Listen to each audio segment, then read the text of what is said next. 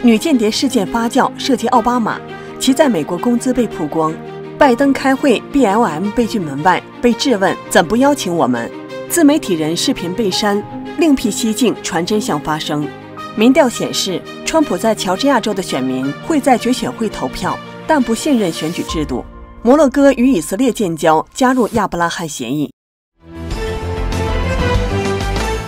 日前，美国媒体突然起底5年前离开美国的中共女间谍芳芳，引人诧异。随后，网友发现芳芳的脸书突然更新图片，疑似刚返回美国，猜测她可能已被抓。网友查看芳芳的脸书账号 @Christine.Fong2 发现，她在11月7号，就是美国大选后的第4天，刚刚更新了头像以及封面照片，而其上一次更新是在2014年7月5号。更新的头像显示，他上身身着黑色衣服，手上还戴着3个戒指和一块名表。11月11号，他又将脸书封面图片更换为美国国会山大吊顶的照片。网友分析，应该是他刚刚游览过国会山时的自拍照。对此，有人猜测，会不会以为拜登政府上台，他可以重操旧业？还有网友认为，应该逮住交代了吧，不然议员的名字堂而皇之出现在媒体上。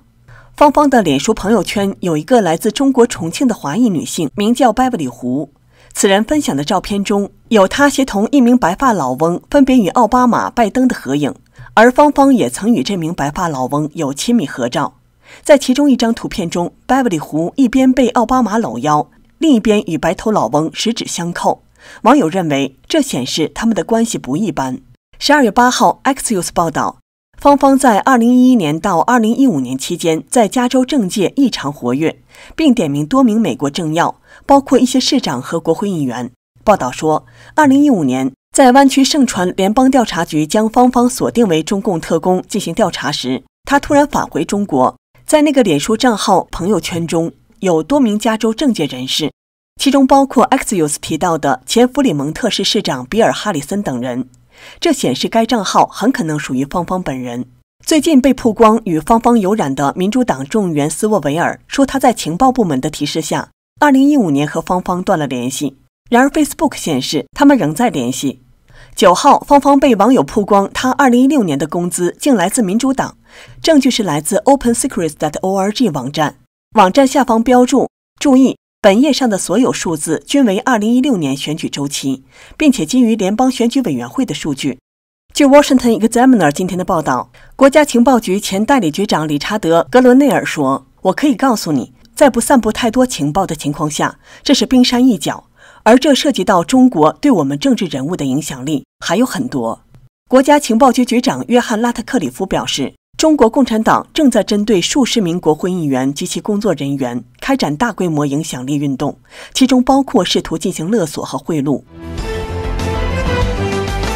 美国民主党总统候选人拜登与副手贺锦丽8号在线上召开会议，讨论包括种族、司法改革等议题。与会的是部分权益团体负责人。对此，左派组织黑命贵 BLM 怒批拜登没有邀他们出席会议。该组织在推特上点名乔拜登、贺锦丽和众议员塞德里克·里施满昨天会见了几个民权组织，但却没有邀请 BLM。拜登的团队没有立即回复置评请求。据 Politico 报道，这次会议主题包含了投票权、有关法官和行政级别规划的议题，还涉及刑事司法改革和种族平等。自从乔治·弗洛伊德在今年5月去世后， BLM 运动一直借由这2个话题在多个州掀起暴动。有媒体分析， BLM 未被邀请或因为民主党内已陷入紧张局势。BLM 联合创始人艾利西亚·加尔扎宣称，他的运动能真正帮助将拜登的竞选活动推向终点线，在整个选举周期中都被用作政治足球，在2016年也是如此。BLM 组织在推特上说，自从11月7号拜登被宣称胜选后，他们就致信给拜登和贺锦丽，要求与 BLM 成员进行会议，但是过了32天都没有收到回复。BLM 表示，该组织应得一席之地，拜登在没有 BLM 的情况下和其他团体进行会议，令其难以接受。12月10号，知名 YouTube 博主、独立自媒体人曾铮在推特中写道：“没想到拿我开刀。昨天方伟、江峰让粉丝到希望之城登记，文昭学香港人黑衣出境，说这有可能是自己最后一期油管节目。我还想他们太夸张，今早就发现我翻译的狄东升的讲话不见了。他在下一个推文中写道，给我的理由是此视频有版权问题，我承认原始视频不是我的，我只是加了英文字幕。然而在此重大涉及公众利益的事项上，我认为传播真相远比什么所谓版权重要。新闻界也有一个 fair use 的问题，就是合理使用。我视它为一份招供词和罪证，所以我翻译传播，毫无侵权之内疚。这是在 Rumble 上的备份，请转发。12月9号 YouTube 宣布将删除所有与美国大选所谓敏感内容相关的影片。YouTube 公司发文表示，现在做出的决定是因为12月8号的安全港截止日期已到。在这份博文中， YouTube 还说该公司根据原有的政策，自9月以来已经移除了8000多个频道和数千条有关选举不实信息。六四幸存者民主救国阵线主席唐伯乔气愤地表示，油管删除曾铮视频太不要脸，这个视频根本不是大选相关，为什么独独删除这个对拜登不利的视频？油管真成了拜登家的看门狗。近来短短2天内，这个视频被推特的点击已经超过400万人次。曾铮把狄东升曝光中共在美国高层有关系的演讲视频翻译成中英文双语上传到 YouTube 后，被很多网友转发，其中还包括川普总统、鲍威尔、林伍德大律师，并且还上了福克斯新闻。但是9号，曾铮竟然收到了死亡威胁，声称组织雇佣的杀手要让他暴尸街头。YouTube 发布公告后，共和党参议员霍利发推文说 ，Google 拥有的 YouTube 正式宣布，他们不再允许言论自由。如果你对选举的诚信有质疑，只能做好闭嘴。霍利呼吁废除230条款，并且分拆这些科技巨头公司。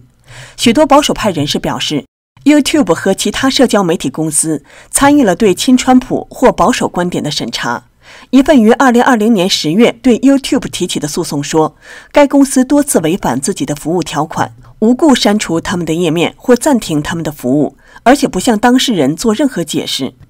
有多家自媒体人表示，仍然会说出该说的话，并准备搬家到 YouMaker、Rumble 或自家网站继续发声。时评人唐靖远认为，这不是为频道生存的战斗，也不是川普个人的战斗，这是一场正邪之战，每个人都在其中，也都要做出选择。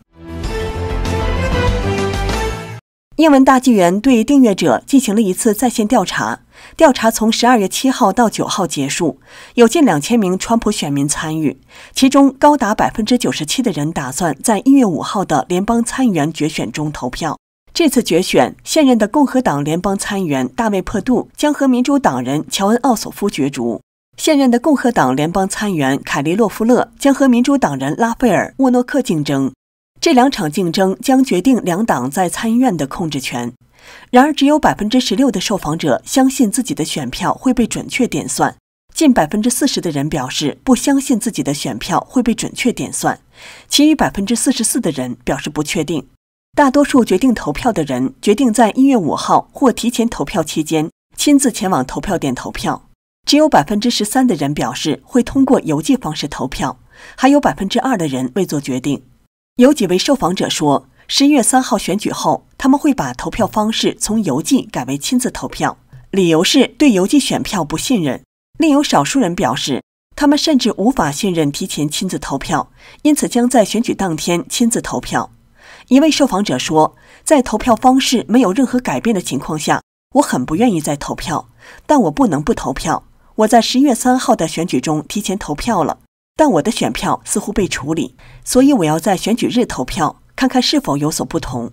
许多评论也反映了相同的担忧。受访者对总统选举结果的不信任度更高，其中近91%的人不相信选票得到准确统计。选举法学专家克里斯蒂安·亚当斯说，因为民主党人把任何大于0的努力都视为压制选民，所以如果他们不得不离开房子、排队、填邮票、提前登记，或做任何在20年前看来正常的事情来投票，他们就称之为压制选民。12月10号，川普总统连发推文写道，今天我签署了一项宣言，承认摩洛哥对西撒哈拉拥有主权。摩洛哥提出的认真、可信和现实的自治提案，是为持久和平与繁荣提供公正和持久解决方案的唯一基础。另一个推文写道，今天还有另一个历史性突破，我们的2个伟大的朋友以色列和摩洛哥王国已经同意建立全面的外交关系，这是中东和平的重大突破。第3个推文说，摩洛哥于1977年承认美国，因此我们很恰当地认识到他们对西撒哈拉的主权。在川普政府忙于大选的这几个月里，亚伯拉罕协议项目一时没有再继续推进。此前，阿拉伯和以色列的官员指出，伊朗构成的威胁是地缘政治转变的主要推动力。同时，也有人认为，美国战略家希望减少美国对该地区的军事参与。据 Washington Examiner 报道说，以色列大使罗恩德莫本周说：“我们相信阿联酋是与伊朗对抗的盟友。”对此，网友发推文说：“谢谢总统先生，在您的领导下，您接下来的4年将通向繁荣的世界。铲除唯一的邪恶行为者伊朗残暴的伊斯兰政权，将给世界带来彻底的和平，并将把伊朗人民招入世界舞台。”此前9月，波斯湾国家巴林与以色列达成和平协议，双边关系正常化。以色列与阿拉伯联合大公国8月中旬也达成了亚伯拉罕协议。同意实现双边关系完全正常化，是中东的历史性时刻。感谢您观看希望之声 TV， 我是廷芳，节目由新培制作，我们明天同一时间再见。